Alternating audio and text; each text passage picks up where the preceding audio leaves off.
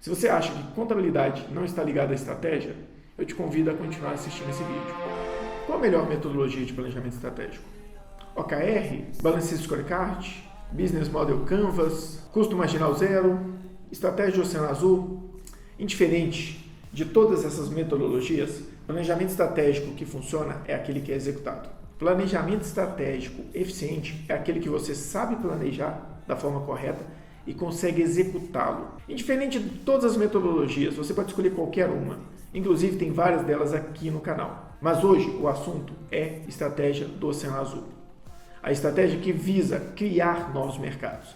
A estratégia que visa, dentro de uma mesma estrutura de mercado, oferecer serviços tão diferentes que podem criar um novo nicho de mercado. Se você acha que essa metodologia serve para você, que é isso que você procura, continue assistindo esse vídeo. Se não, eu te recomendo a sair do vídeo e procurar um outro que se adapta melhor à sua necessidade, porque a estratégia do Oceano Azul ela é muito clara.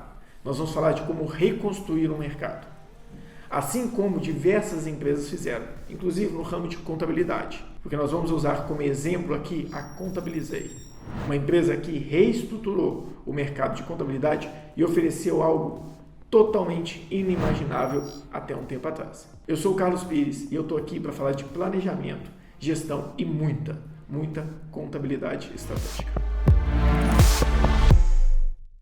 Se você não conhece nenhuma dessas metodologias e pensa em oferecer um serviço consultivo para o seu cliente ou realizar um planejamento estratégico, seja na sua empresa ou assessorando um cliente, você tem um problema muito sério, porque o mercado necessariamente vai te exigir metodologias que vão auxiliar a você criar um planejamento estratégico mais eficiente e executá-lo. A melhor metodologia, para mim, indiferente de todas essas, é aquela que você consegue executar. É aquela que você planeja de forma estruturada e tem capacidade de executar. Se você está procurando uma fórmula mágica de como fazer o planejamento estratégico, te recomendo a sair desse vídeo e procurar outro. Porque aqui a gente fala de forma real. Aqui a gente apresenta fatos e mostra como as coisas realmente acontecem. E como todas essas metodologias são de fato eficientes, nós vamos falar de cada uma delas aqui no canal. Como já falamos muito de Balanced Scorecard. Mas hoje a vez é da estratégia do Oceano Azul. E como case, eu quero falar da Contabilizei, uma empresa que de fato criou dentro de um mercado já existente há anos uma nova forma de prestar serviço, um novo nicho de mercado. E a partir disso, ela conseguiu nadar de braçada em um oceano totalmente azul. A estratégia do Oceano Azul ela é baseada em um livro que trouxe como exemplo, principalmente, o Cirque du Soleil. Lá ele comenta que existem dois tipos de oceano para você trabalhar quando o assunto é mercado. Aquele oceano vermelho, onde já tem muita concorrência, onde se diferencia muito as coisas por valor versus custo, aonde você trabalha sempre em um mercado que já está saturado e que as pessoas já entendem o que esse mercado oferece e praticamente as ofertas de serviço se tornam uma commodity.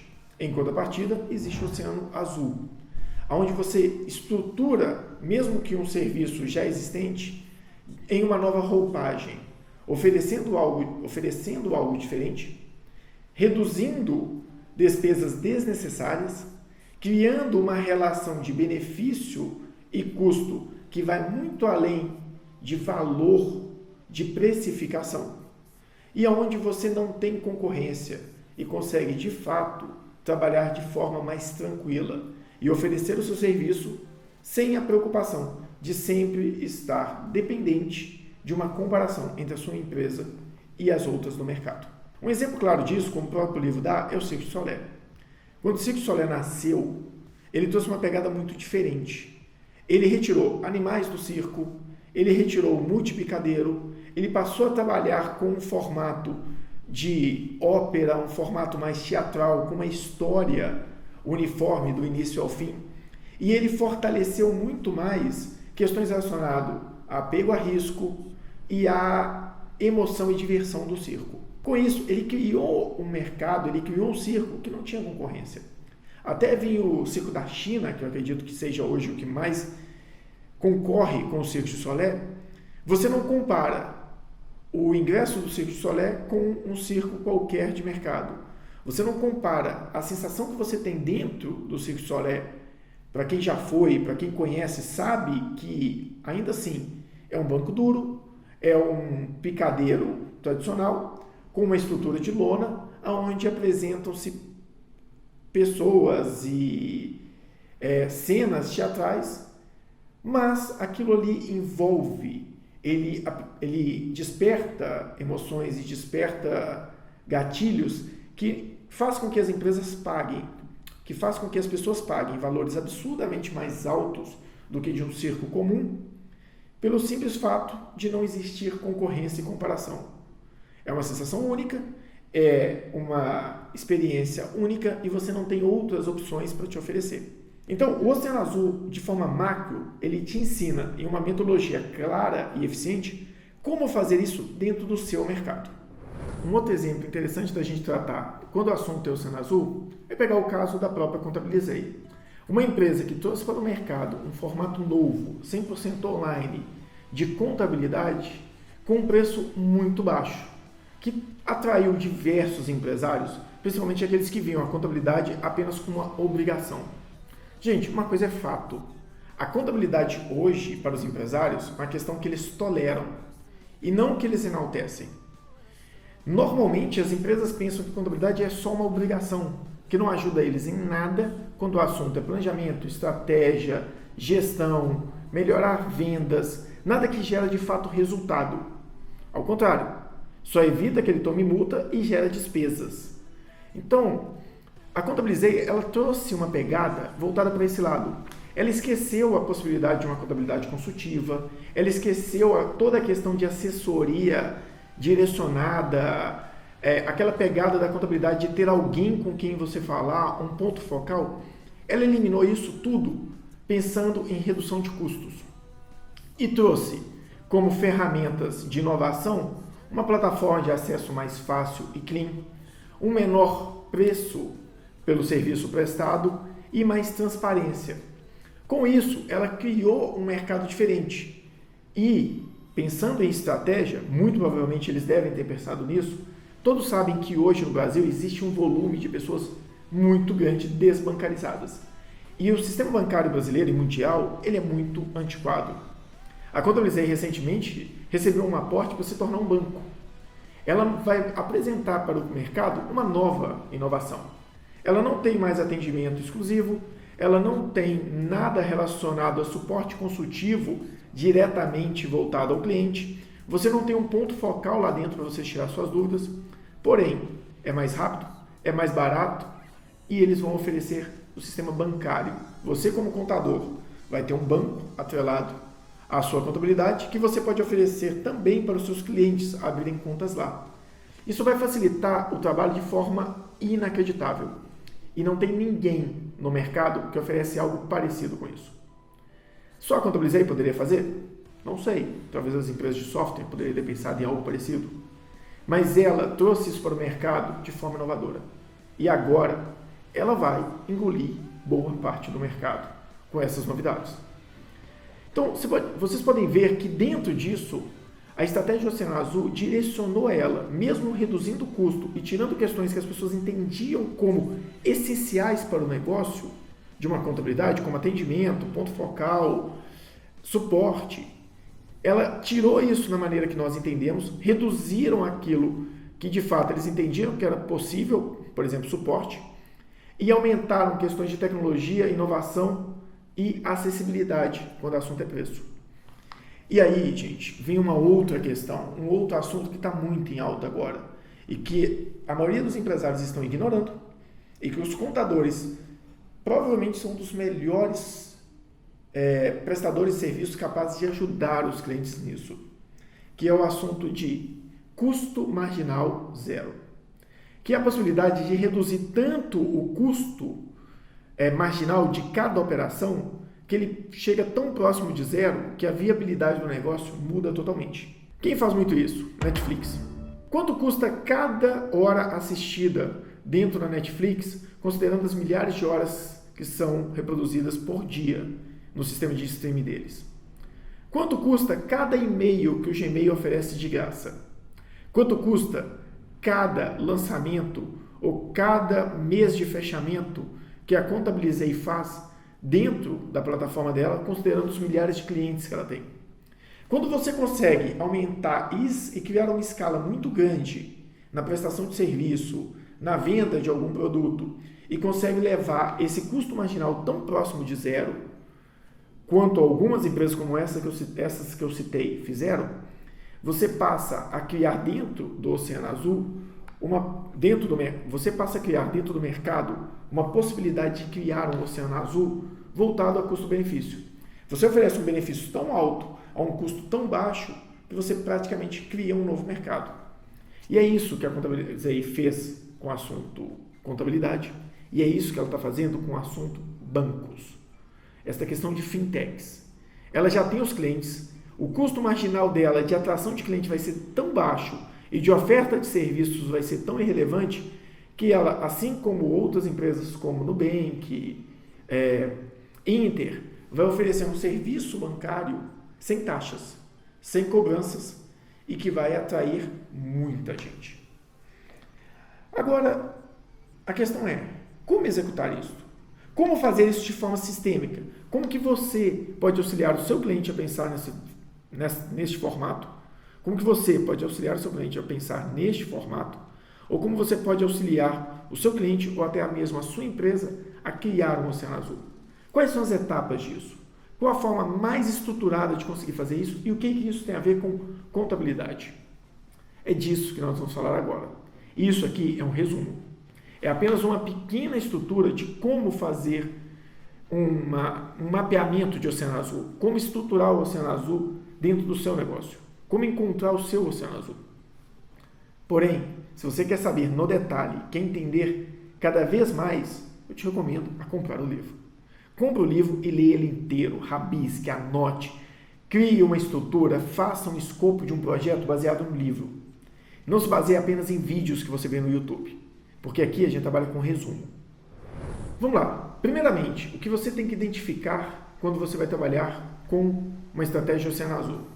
Você tem que definir Você tem que trabalhar com um quadrante, basicamente. Defina um quadrante em aquilo que você precisa preservar, aquilo que você precisa eliminar, aquilo que você quer reduzir a relevância e o uso disso dentro da prestação de serviço, dentro da oferta que você está fazendo para o mercado, e aquilo que você quer aumentar. Vamos criar um quadrante pensando em eliminação versus criação, aquilo que você vai eliminar do mercado e aquilo que você vai criar, e um outro quadrante relacionado à relevância, aquilo que é totalmente relevante e aquilo que é muito relevante. E você vai começar a identificar serviços, ofertas, produtos, questões que estão ligadas ao seu negócio que você quer eliminar. Pense no Cirque du Soleil. Ele eliminou animais, que era um padrão do circo há muitos anos, porque era caro, era difícil de trabalhar, gerava risco, poderia gerar multas significativas e era uma pegada que iria deixar de existir devido a essa questão hoje muito mais ligada ao direito dos animais, a questões ambientalistas. Assim como a Contabilizei, que viu que diversos mercados, como o mercado online, e-commerce, as pessoas deixaram de se apegar ao atendimento, àquela questão de pessoalidade e passaram a priorizar muito mais a facilidade de acesso, a mobilidade e todas essas questões relacionadas à redução de demanda de trabalho diretamente ao cliente. A Contabilizei viu que era muito mais fácil o cliente subir as notas para uma plataforma do que ficar enviando um e-mail.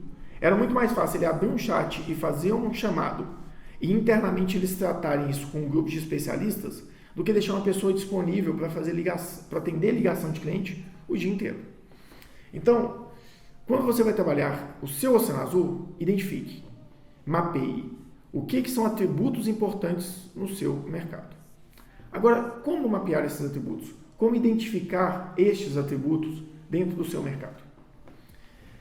A gente passa por algumas etapas e eu vou listar elas agora para vocês. Então, vamos tratar as etapas básicas do Oceano Azul. Primeira etapa, identifique o mercado. Você precisa identificar o mercado a ser analisado. O mercado é uma prestação de serviço, é um produto, é um mercado que pode ser trabalhado como SaaS. Então, identifique o mercado que você quer trabalhar e dentro desse mercado, pesquise os grupos de concorrentes. Identifique os concorrentes e trate por grupos. Eu vou dar um exemplo de uma análise que a gente fez aqui no trabalho. A gente estava falando com uma empresa de convites de formatura. Uma empresa que trabalhava com convites de formatura específico para esse mercado. E ela tinha grupos de concorrentes. Empresas que são relacionadas diretamente à fotografia e a convites. Empresas que são relacionadas diretamente a gráficas. Empresas que são específicas do nicho deles só de convites. E novos entrantes no mercado. Então a gente criou grupos de concorrentes para fazer essa análise. Depois de criar os grupos de concorrentes, a gente criou atributos. Quais são os atributos mais interessantes que cada um desses grupos de concorrentes podem oferecer? E aí, de novo, a gente trata um quadrante. Eu costumo trabalhar da seguinte forma. Eu listo os grupos de concorrentes em colunas e trabalho os atributos que eu acho interessante em linhas. Por exemplo, qualidade, velocidade, preço, inovação, pegada mais emocional. Então, eu trabalho esses grupos de forma que eu posso pontuar cada um dos meus grupos de concorrentes. O grupo de concorrente 1, quais são os tópicos que ele tem de mais valorizados em atributos? Onde ele é mais forte, onde ele é mais fraco? Para depois comparar isso com a minha estrutura de grupos de atributos do meu negócio. Feito isso, como eu falei agora, eu avalio cada um dos atributos com uma pontuação. Assim que eu faço isso, eu analiso e consigo ver de forma gráfica aonde eu sou mais forte, aonde eu sou mais fraco, aonde minha concorrência tem mais força e aonde eu posso criar atributos. Então, imagina o Cirque du Soleil avaliando. Ele tentou pensar que ele ia cortar o atributo animais, ele ia cortar o atributo parcerias e ele ia manter o atributo paixão e tensão ao risco, diversão, e ia criar o atributo história e o atributo teatro. Então ele identificou e comparou isso com os outros concorrentes. E ele viu que se ele aumentasse os atributos que ele definiu como pilares do negócio dele, que era a atenção, a paixão pelo risco, as pessoas vão para o circo para ver as coisas dando errado, elas vão pelo risco de dar errado mesmo. Não é uma questão de maldade do ser humano, é uma característica. A gente gosta de ver o risco quando você vê um cara saltando de paraquedas, um cara usando um trapezista sem corda de segurança. Quando você vê um cara correndo a 300 km por hora na Fórmula 1, é o risco que ele corre, é a habilidade que ele tem para trabalhar naquela situação de estresse que realmente interessam a humanidade, interessa ao público. Então, qual que é a questão? Eles visualizaram isso como fator relevante, então eles aumentaram isso ao máximo, foram à excelência. Animais, nós vamos retirar. Multiplicadeiro, nós vamos retirar. E eles vão criar o atributo de história, o atributo musical, o atributo picadeiro único, porque isso criou um novo mercado, criou um novo circo e que não tem concorrência. Então, quando a gente fala de definir e mapear essa pontuação, é para você identificar aonde você é mais forte, aonde você é mais fraco e como você se posicionaria no mercado se você conseguisse ampliar estes atributos. Porém, para trabalhar isso, eu costumo trabalhar da mesma forma que eles mapearam no próprio livro do Oceano Azul, em barreiras. Quais são as barreiras que vão te impedir de criar esses atributos, as barreiras que vão te impedir de oferecer esse atributo de forma mais estratégica no mercado? Para fazer isso, nós listamos 6 atributos principais. Primeira barreira é produtos alternativos. Lembra na 5 Forças de Potter, que tem um material aqui no nosso YouTube falando sobre isso dentro do PES? As 5 Forças de Potter colocam como uma das forças produtos que podem substituir a necessidade do seu. Então, por exemplo, eu quero comprar um carro. Isso não tem nada a ver com o Uber, mas o Uber é um mercado, é uma barreira alternativa para a venda de carro. Se eu não viajo muito de carro, se eu quero ter um carro em qualquer lugar que eu vou, E se a oferta do Uber é uma oferta barata, ele também olhou para o Oceano Azul, ele pode substituir a necessidade de compra de carro. E é uma barreira totalmente alternativa e não direta. Então a primeira barreira é: não olhe somente para o seu mercado diretamente. Olhe para aquilo que pode substituir o seu mercado. Airbnb substituiu o hotel. Uber está substituindo não só táxi, mas sim compra de carros. E com o tempo ele pode substituir a locação de carros por pessoa física. Então, olhe para mercados alternativos que podem substituir o seu produto. Segunda barreira: examine grupos estratégicos dentro do seu setor. Lembra quando eu falei anteriormente sobre mapear os grupos estratégicos do seu setor? Criar uma estrutura de grupos estratégicos e listar os atributos de cada um deles? É basicamente isso. Olhe os grupos estratégicos que existem dentro do seu mercado. Por exemplo, eu presto consultoria e tenho serviço de contabilidade. Porém, empresas de consultoria podem substituir o meu mercado.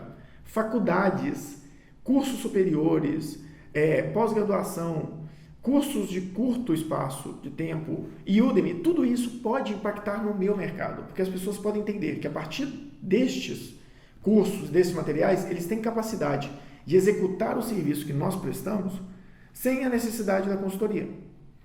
Em contrapartida, profissionais bem formados e que têm muita gama de conhecimento, têm um estudo muito aprofundado em questões teóricas, também podem substituir uma consultoria.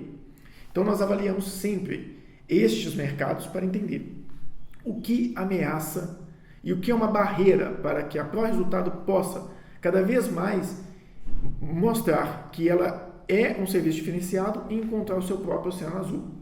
Mas lembrando que serviços muito old school têm certas dificuldades de criar um Oceano Azul.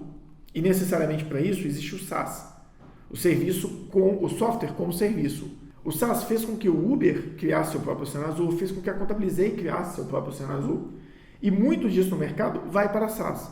Mas não necessariamente você precisa preocupar somente com tecnologia, inovação, software como serviço para encontrar o seu Oceano Azul. Você pode visualizar no mercado empresas que trabalharam o Oceano Azul de forma simples, como por exemplo o próprio Subway, que trouxe, há muitos anos ele está no mercado, mas ele trouxe uma pegada mais saudável. Então ele criou o Oceano Azul no fast food, porque ninguém tinha uma pegada saudável, era sempre comida gordurosa, comida pesada, e ele trouxe essa pegada diferente. E eu acredito, se eu não me engano, que o Subway se tornou a franquia com mais lojas no mundo inteiro. Terceiro tópico a ser avaliado em uma estratégia Oceano Azul é a cadeia de compradores. Recentemente, eu estava olhando um apartamento com a minha esposa e ficou muito claro isso, que quem decide normalmente é uma pessoa dentro da cadeia de compradores. No caso da decisão sobre o apartamento, estava muito mais ligado ao desejo da minha esposa do que ao meu. Quando a gente falava para o nosso cliente de convites, quem decidia era muito mais a comissão e um líder da comissão do que necessariamente toda a sala, que eram os compradores. Então nem sempre quem paga é quem decide e quem decide é quem negocia diretamente. Então você tem quem compra, quem paga e quem influencia.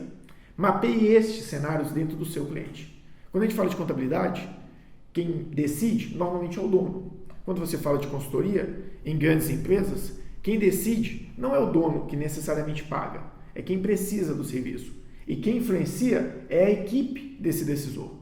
Então, mapear esse grupo de compradores é extremamente importante também. Como quinta barreira, avalie a questão de produtos e serviços complementares. Isso é muito upsell. Tem muita gente que trabalha, principalmente dentro de SaaS, com um período de gratuito, um período que você pode ter acesso ao software ou o software gratuito por uma determinada demanda de consumo, número de usuários, número de clientes, número de projetos. Por exemplo, tem um software que eu gosto muito, que é o Miro, principalmente para planejamento estratégico. Ele é muito bom para você estruturar questões visuais, mas ele me limita, no modo gratuito, a apenas 3 projetos. Se eu quero mais, eu preciso pagar. Quando eu falo, por exemplo, eu uso o Office 365, no meu caso eu uso o E5, mas você pode comprar o software do Microsoft 365, por exemplo, o Business Premium, que é um intermediário um pouco mais elevado. E ele vai te dar vários acessos, mas de repente, quando você quiser trabalhar com o workspace dentro do projeto, ele vai ver a necessidade, você vai ver que existe a necessidade de comprar um serviço complementar.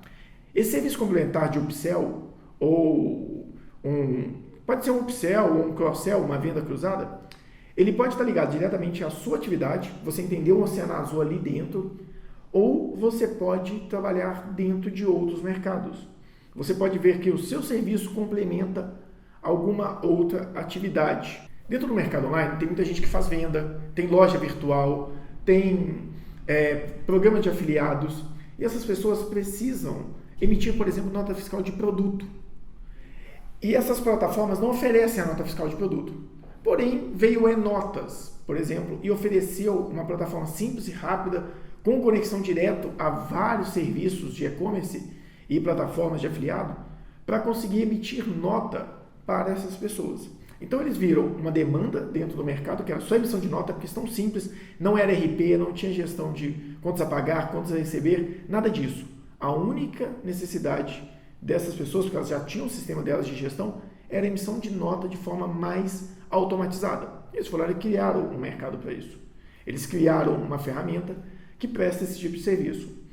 Tem muito serviço hoje que oferece isso. No caso, por exemplo, de hotéis.com, Decolar, eles viram a necessidade de uma plataforma de precificação e de comparativo de preços que não oferece nada do que você vai comprar lá dentro, mas é um serviço complementar. Verifique se existe uma barreira de serviço de algum serviço que já está sendo explorado e você pode agregar com o serviço complementar, ou se existe algum serviço complementar de algum mercado que você pode melhorar e oferecer algo mais prático, mais direcionado e que atenda a sua necessidade.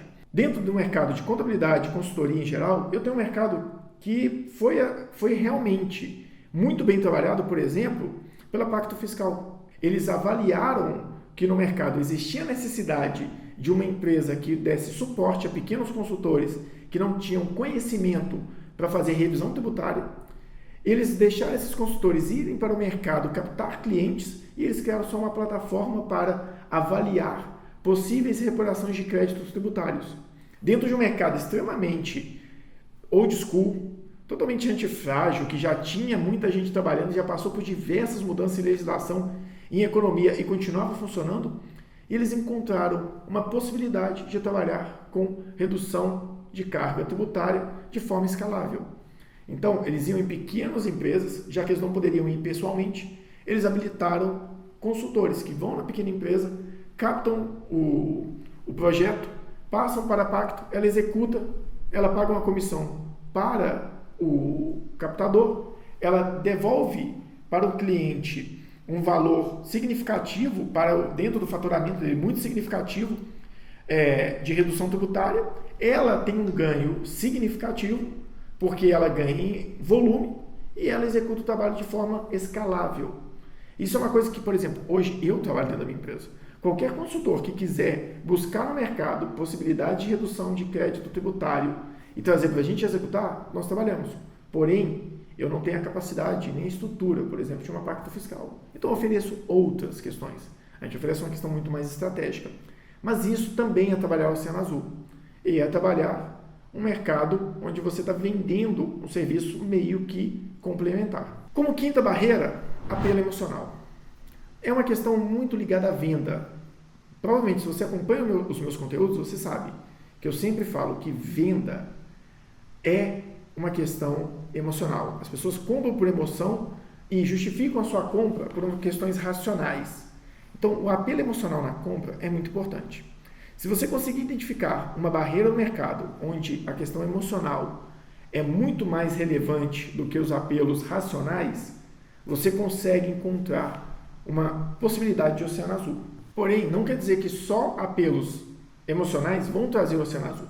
Aqui é uma barreira onde você vai avaliar o meu mercado, ele tem apelo emocional ou apelo racional? Exemplo, redução tributária, apelo emocional ou racional? Eu vou reduzir tributo, eu tenho valor a recuperar, vai entrar dinheiro no meu bolso e eu não preciso me preocupar com executar esse trabalho, que a consultoria vai executar e eu não vou pagar. Eu só vou pagar se eu tiver de fato uma redução. Ou seja, eu só pago se eu ganhar dinheiro. Racional. Agora, um exemplo emocional. quando você trata, por exemplo, de uma viagem.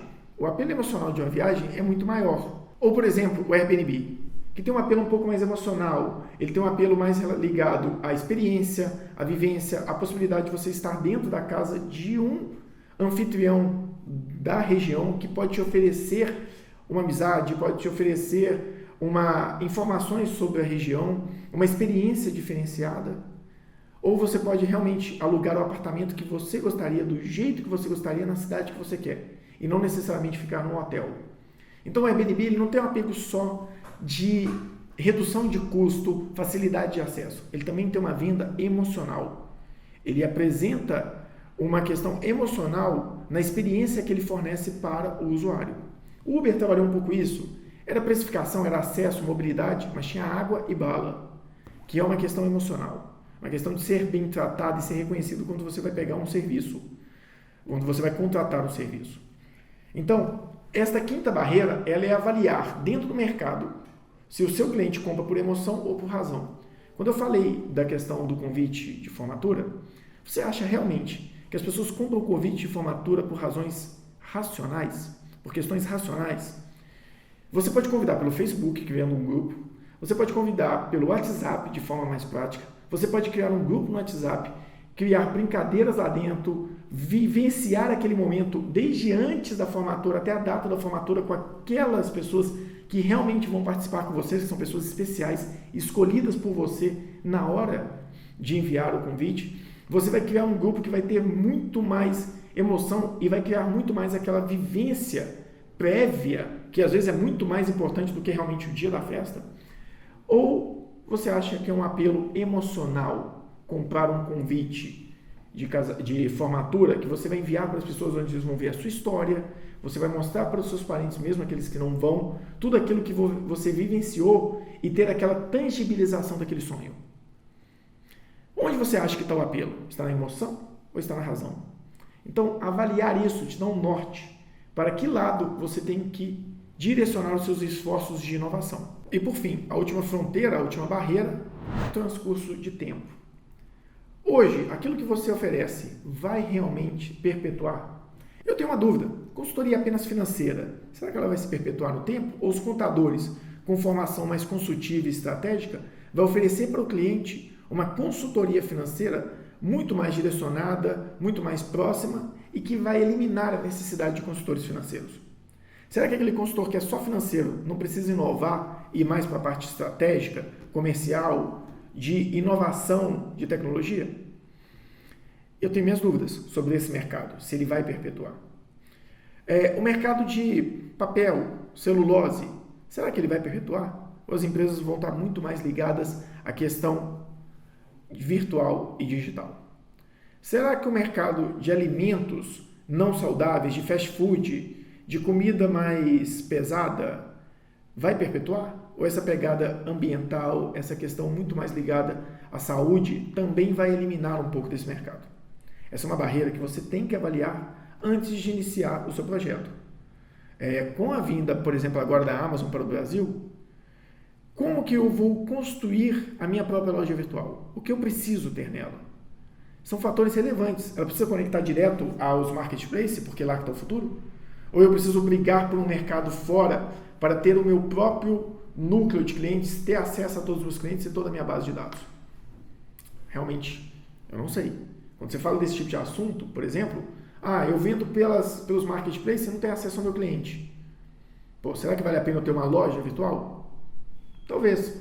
E se você mandar um brinde para ele dentro da caixa, quando você entregar o produto, dando desconto para ele adquirir na sua loja virtual, que ele passa a acessar lá e você consegue traquear o e-mail dele e conseguir ter acesso às informações e também traquear o e-mail, traquear o IP, todas essas questões de marketing digital, depois fazer um remarketing nele e até mesmo questões de e-mail marketing, promoções e coisas do tipo. Claro, gente, tudo isso dentro da Lei Geral de Proteção de Dados. Então aqui a gente tratou até o tópico das fronteiras. Depois disso, a gente começa com uma questão mais operacional, de realmente executar o Oceano Azul. Mas o vídeo está ficando muito longo e eu vou deixar isso para um próximo vídeo, uma segunda parte, onde a gente vai de fato executar uma estratégia de Oceano Azul juntos, aqui. Para você que assistiu o vídeo até aqui, eu quero agradecer, pedir para você dar um like, curtir, comentar, compartilhar e seguir o nosso canal, para fortalecer essa ideia de trazer sempre estratégia, gestão, planejamento, tudo ligado à contabilidade. Eu sou o Carlos Pires e aqui a gente fala de contabilidade estratégica. Muito obrigado e até mais.